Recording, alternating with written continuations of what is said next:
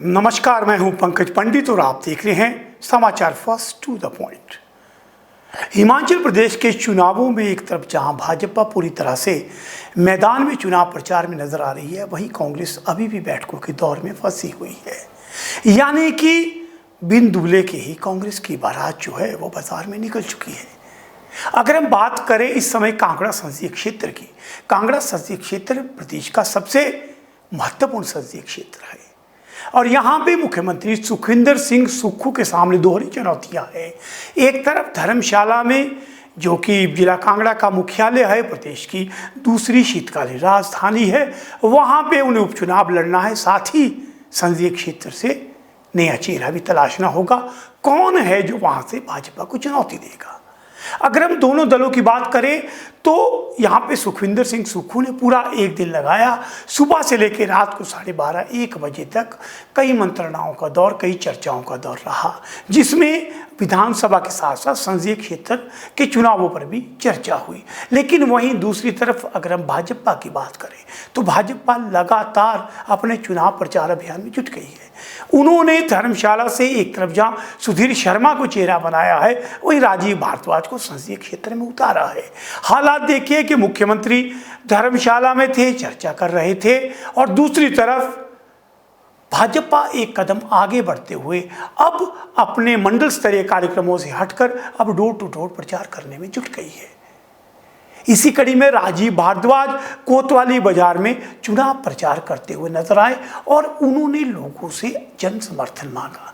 वहीं दूसरी तरफ सवाल कांग्रेस की तरफ है कि आखिर कब तक कांग्रेस अपने प्रत्याशी को घोषित करेगी?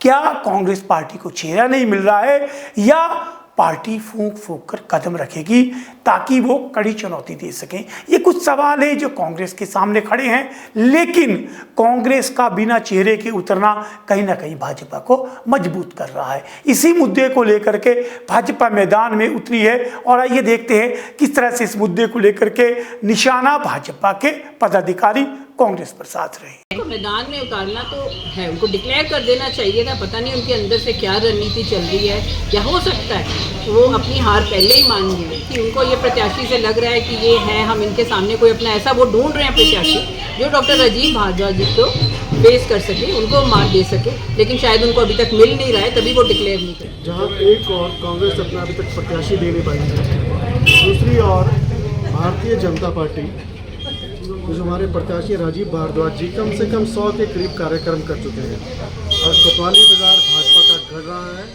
एवं मैं आपको बता दूं, जीत तो भारतीय जनता पार्टी के तय है। हमारा जो लक्ष्य है कि 10% वोट कैसे इंक्रीज करने, उसका पर हम काम कर रहे हैं। केवल नरेंद्र मोदी को इस देश का प्रधानमंत्री बनाने का जनमानस मन बना चुका है और मोदी का ये जो सिपाही है, ये छोटा सा कार्यकर्ता जो केवल एक निमित्त मात्र है राजीव भारद्वाज के रूप में, उसको जनता जिताकर लोकसभा भेजने वाली है ताकि मोदी जी तीसरी बार फिर से इस देश के प्रधानमंत्री बन सके। वहीं दूसरी तरफ सुखविंदर सिंह सुक्खू भी पूरी तरह से धर्मशाला की राजनीतिक बिसात को बिछाने में लगे हुए हैं। वो अपने आप उन्होंने कमान संभाली है। कांगड़ा के सभी बड़े नेता जो थे वो मुख्यमंत्री के साथ मौजूद रहे। इस दौरान मुख्यमंत्री ने चामुंडा का दौरा भी किया और सबसे अहम बात, चामुंडा दौरे में उनके साथ राकेश चौधरी जो वर्तमान में भाजपा से बागी हैं और कहीं ना कहीं कांग्रेस का दरवाजा खटखटा रहे हैं और ऐसी चर्चा भी है कि टिकट की दौड़ में भी शामिल हैं, वो भी उनके साथ चामुंडा में देर शाम को नजर आए। सबसे मुख्य बात ये थी कि धर्मशाला से जो भी टिकट के मुख्य दावेदार हैं, वो चाहे देवेंद्र जग्गी है, वो चाहे विजेंद्र करण है या दूसरी तरफ से राकेश चौधरी हैं, ये सब लोग कल एक मंच पे सुखविंदर सिंह सुक्खू के साथ नजर आए। यानी लगता है कहीं ना कहीं सुखविंदर सिंह सुक्खू ने इन सब उम्मीदवारों को आपस में बिठा करके आपस में एक सहमति बनाने की कोशिश की है ताकि किसी एक को भी टिकट मिलता है तो वो सब लोग मिलकर चले।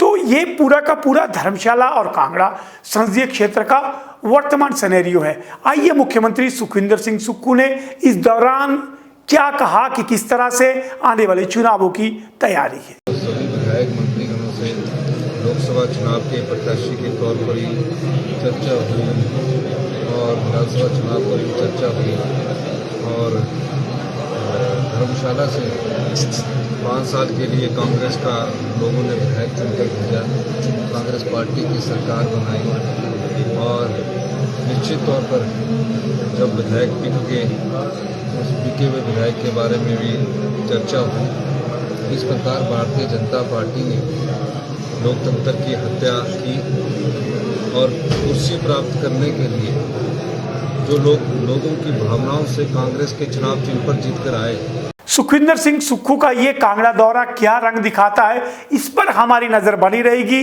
इसके बाद दूसरे सबसे अहम संसदीय क्षेत्र सुजानपुर में आज मुख्यमंत्री सुक्खू वहां गए हैं। वो सुजानपुर की नब्ज टटोलेंगे, क्योंकि सुजानपुर और धर्मशाला ये सीधे राजेंद्र राणा व सुधीर शर्मा से जुड़े हुए मामले हैं।